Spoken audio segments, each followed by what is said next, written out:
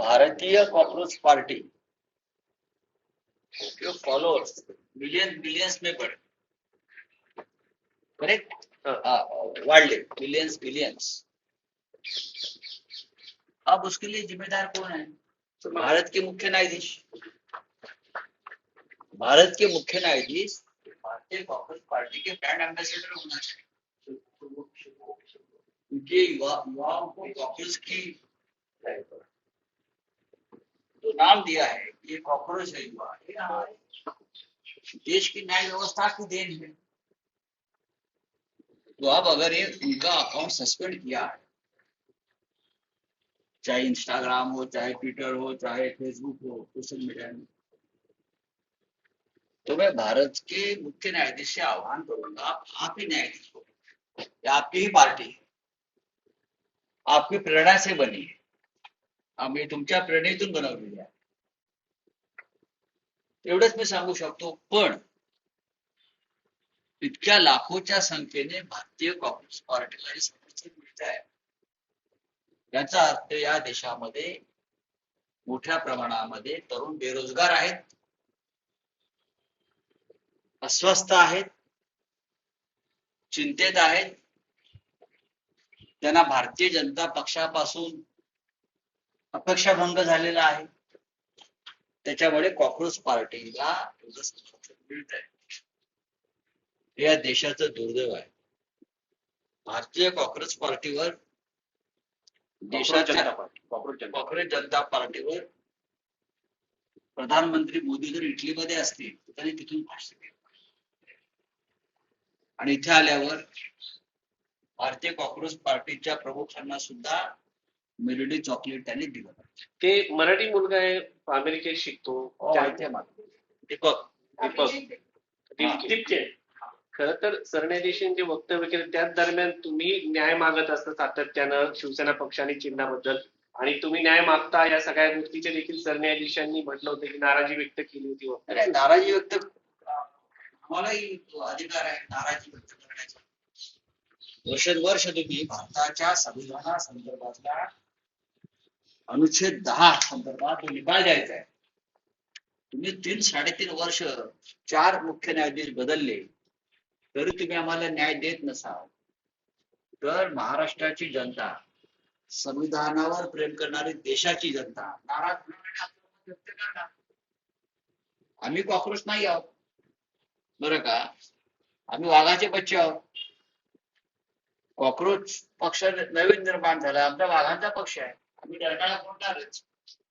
Sir, काल पंतप्रधान नरेंद्र मोदी इटलीला होते, त्यांनी इटलीच्या पंतप्रधानांसोबत मेलोडी चॉकलेट दिले, त्याच्या निमित्ताने राहुल गांधी यांनी खूप टीका केली, देशामध्ये परिस्थिती काय आणि पंतप्रधान काय करतात असं म्हणत त्यांनी देशाचे विरोधी पक्ष राहुल गांधी आहेत, जर प्रधानमंत्री मोदींना इटलीत जाऊन तिकडला पंतप्रधान जॉर्जिया मेलोनी यांना चॉकलेट वाटण्याचा अधिकार आहे किंवा त्यांना त्याचा आनंद मिळतो चॉकलेट वाटण्यात, देशाला गरिबीत आणि आर्थिक संकटात ढकलून,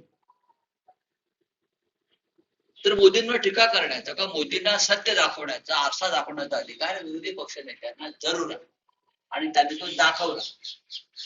त्यात काय चुकीचं आहे? त्यात त्यांनी अमित शहा आणि मोदींना गद्दार पण म्हटलंय संविधानाच्या। बघा, त्या संदर्भात चर्चा करू, ते संविधानाचे गद्दार असं म्हटलं,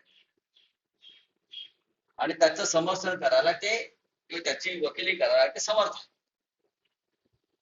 मोदी परदेशात अशा प्रकारे जाऊन जर वागत असतील तर त्यात देशाची प्रतिष्ठा का वाढत? परदेश दौरे हे प्रधानमंत्र्यांना करावे लागतात, मग तुम्ही करताय, मग तुम्ही तिथे पत्रकारांशी चर्चा केली पाहिजे। या देशातून सुद्धा पत्रकारांची एखादा टीम त्यांनी न्यायला पाहिजे, जसे इतर प्रधानमंत्री नेत होते। मग तुम्ही लपून छपून असे दौरे का करता, कशा करता तुम्ही त्यांना काय मेलोडी चॉकलेट द्या, ढोकळा द्या, फाफडा द्या, जिलेबी द्या, अळूवडी द्या, बटाटवडा द्या, काही द्या, पण देशासमोर सत्य येऊ नये। काँग्रेस पार्टीवाला म्हटलं की देशामध्ये मोठं आंदोलन उभं राहू शकतं, मग या हातामध्ये आणि करा। अमेरिकेत बसून कसलं आंदोलन करताय? भारतामध्ये या, आम्ही सगळे आहोत नाही इथे, आम्ही काय करतो आहोत, आमच्यासारखे लोक लढतायत, तुरुंगात जातायत, संघर्ष करतायत. हा, त्या संघर्षामुळे आमचा पक्ष आणि आमचं चिन्ह आमच्यापासून हिरावून घेतलं. हा संघर्षच आहे ना, हे आंदोलनच आहे ना, आम्ही लढतो आहोत. जर कोणाला या आंदोलनात सहभागी व्हायचं असेल तर त्याने उंटावरून शेळ्या हाकू नयेत, या देशात यावं आणि लढावं. आज मंत्री परिषदेची महत्वाची आज बैठक आहे. संध्याकाळी पंतप्रधान नरेंद्र मोदी यांच्या अध्यक्षतेखाली केंद्रीय मंत्रिमंडळात फेरबदल अपेक्षित. नाही, त्याच्याविषयी त्यांचा अधिकार आहे प्रधानमंत्र्यांचा. पश्चिम बंगालच्या निवडणुका ज्या पद्धतीनं ते जिंकले, ताबा घेतला. आजच काही बातम्या आलेल्या आहेत की जिथे 97% मुस्लिम आहेत त्या बूथवर सुद्धा बीजेपीला 100% मतं. पश्चिम बंगाल म्हणजे फक्त वोट चोरी नाही तर बूथ चोरी सुद्धा कशी झाली. त्याच्यामुळे ते आज आनंद व्यक्त करतील, सगळ्या मंत्र्यांना कॅबिनेटला चॉकलेट वाटतील. मेलोडी त्यांचा ब्रँड आहे तो आता, मेलोडी आणि मेलोडी. प्रत्येक मंत्र्याचं रिपोर्ट कार्ड आज बाहेर निघणार आहे. तुम्हाला स्वतःच रिपोर्ट कार्ड कोण तपासणार? दोन प्रमुख मंत्र्यांचं रिपोर्ट कार्ड कोण तपासणार? प्रधानमंत्री मोदी आणि गृहमंत्री अमित शहा. एक महत्वाचा मुद्दा आहे. त्या कॉंग्रेस जनता पार्टीने असं म्हटलंय की पक्ष बदल करणाऱ्या लोकांना 20 वर्ष बंदी घातली पाहिजे. ठीक आहे, पहा, हे उंटावरून शेळ्या हाकणं, हे सगळं या देशामध्ये आम्ही याच्यावरती पार्लमेंट आणि बाहेर आंदोलन करून पक्षांतर विरोधी कायदा आहे ना केलेला आम्ही. राजीव गांधीच्या काळामध्ये पक्षांतर विरोधी कायदा झालाय, 10th शेड्यूल निर्माण झालं, अमेंडमेंट झालं, हे सगळं झालंय. पण संविधानावरती जर कोणी कॉक्रोचचे बाप बसले असतील आणि ते संविधानाची पानं कुरतडत असतील अशा प्रकारे, तर कोण काय करणार? तोपर्यंत देशाची जनता उठत नाही, आवाज बुलंद करत नाही आणि जय श्रीरामच्या भ्रमातून बाहेर पडत नाही, तोपर्यंत आपल्याला सहन करावं लागेल. सर, मोदींनी आवाहन केलेलं आहे की पश्चिम आशियामध्ये जे संकट येते त्या संकटामधनं वाचण्यासाठी तुम्ही प्रवास करू नका, डिझेल पेट्रोल जपून वापरा. पण हे सगळं होत असताना पंकजा मुंडे असतील किंवा श्वेता माले या भ्रमंती करतायत देशभर, त्यावरून टीका होताना बघायला. ठीक आहे, त्यांचा प्रश्न पक्ष.